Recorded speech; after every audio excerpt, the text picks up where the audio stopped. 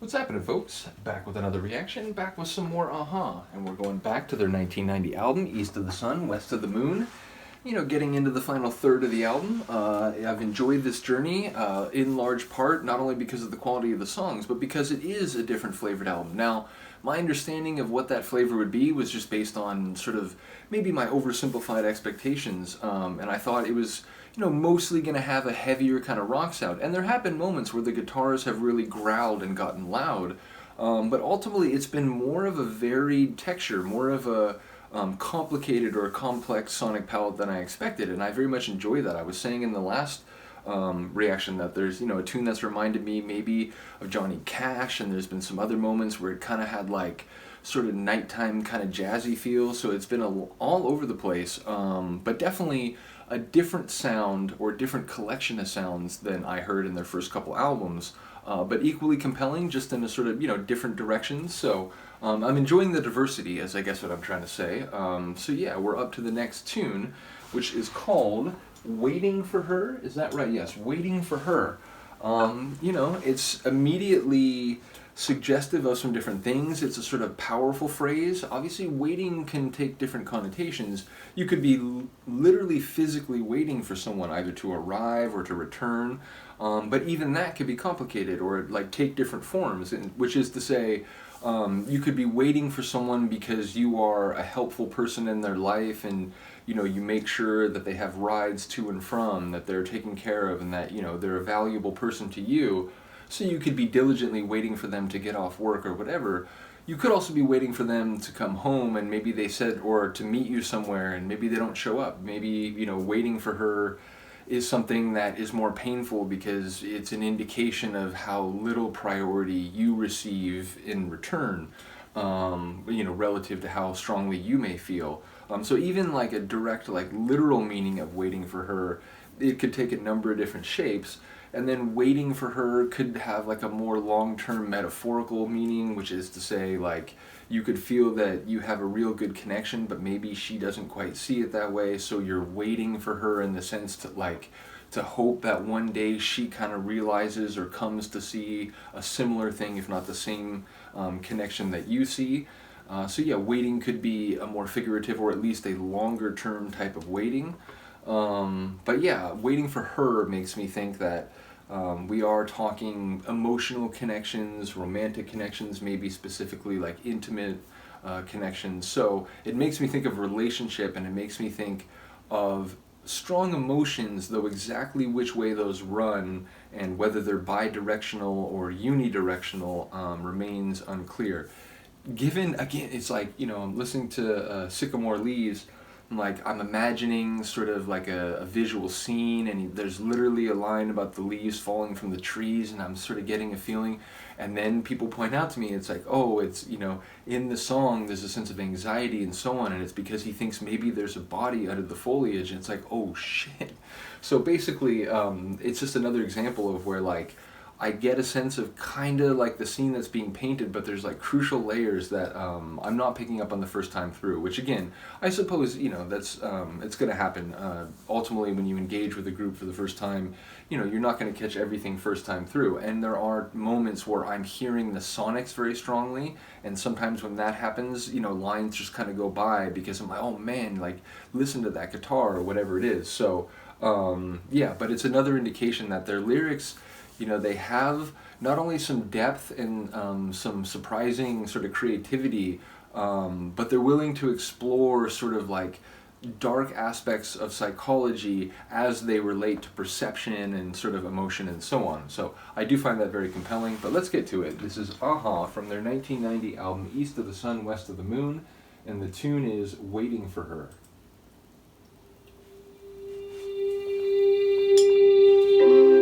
Waiting for her,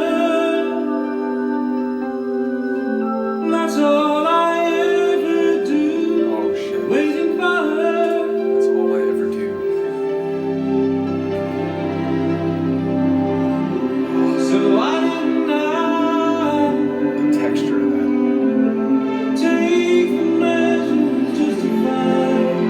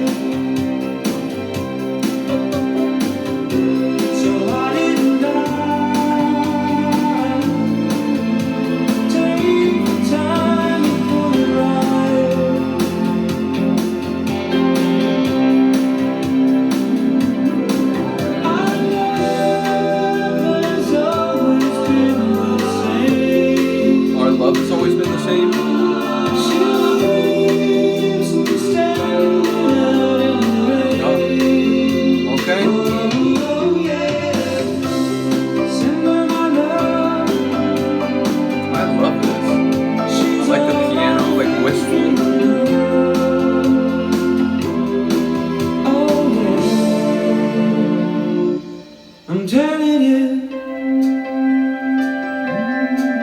love this too. We Very never tender. had the breaks we should have had coming our way.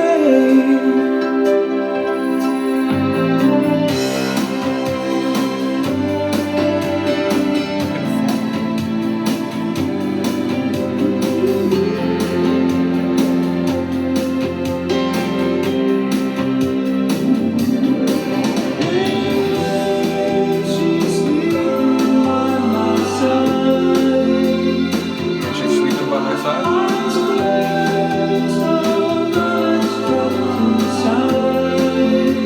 Give that one. Oh yeah. So why didn't I take the measures justified? Send my love. She's all I'm thinking of.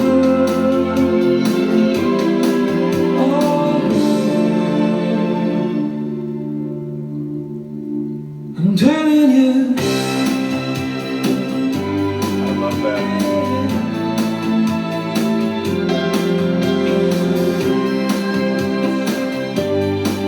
I like the strings too. Sweet love's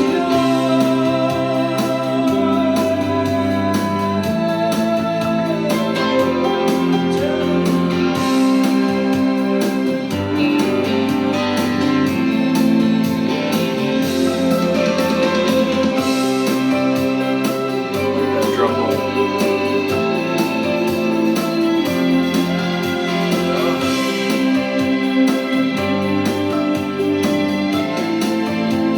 Very like uplifting tune. I feel like redeemed and cleansed from having listened to this. But it's funny because it's like the lines I did catch or am catching, they don't sound so clearly and unambiguously positive. Like, he's always waiting out in the rain, like he's all the time he's waiting for her. But there was a, when she's sleeping by my side, and then I missed what that next line was. I feel like that was a crucial one. I didn't pick it up on the first listen, so got to give it some more listens. But yeah, it's interesting. I feel like it is on the like emotional, maybe romantic level. But like I said, it doesn't sound like it's perfectly harmonious from the point of view of the narrator. It sounds like there's a lot of time wondering how much he really matters to the other person, wondering like if she is coming back or if she will, come out and see him or so on. So yeah, it feels like there's some melancholy there, but the sonics were very sort of glorious. That main piano line, fantastic, and there was that one vocal extension he did, which was interesting because it was very long and very sort of melodic and glorious, but it wasn't like he wasn't trying to like shout across the like sky. He was basically like just very like carefully, delicately kind of floating with the extension, which it seemed like a less common and very interesting vocal extension. It was fantastic. So once again, shout out to Morton, shout out to the whole group. As I get closer to the end of this album, I'm beginning to appreciate why there are so many a-ha fans out there who are so enthusiastic and passionate about their music. They really do seem like a very special group. I know I'm still, pretty early on in sort of understanding exactly what that means, but for sure, I definitely understand why this group, again, has a very dedicated following. So shout out to all the a-ha people who are here. Once again, not only those who had been following the channel for other reactions and were happy to see a-ha reaction start, which is of course where it began.